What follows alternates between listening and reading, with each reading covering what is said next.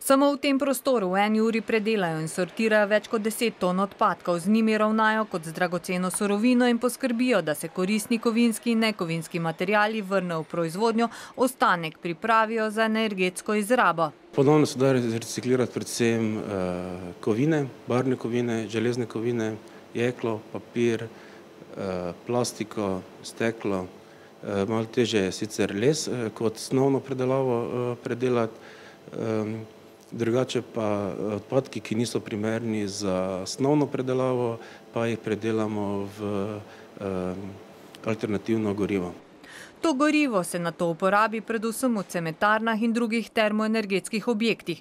Sicer pa je njihov cilj predelati čim več odpadkov snovno.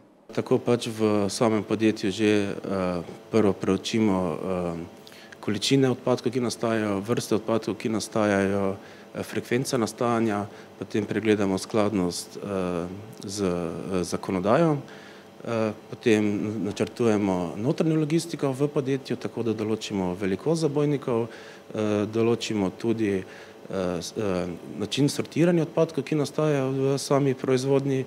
Tako dobijo tudi čistejše frakcije, primerne za snovno predelavo. Glede na zbrano letno količino odpadkov pa je zanimiva tudi ta primerjava. Če bi te odpadke naložili na kamion, bi bila kolona dolga od Maribora do Portoroža in nazaj.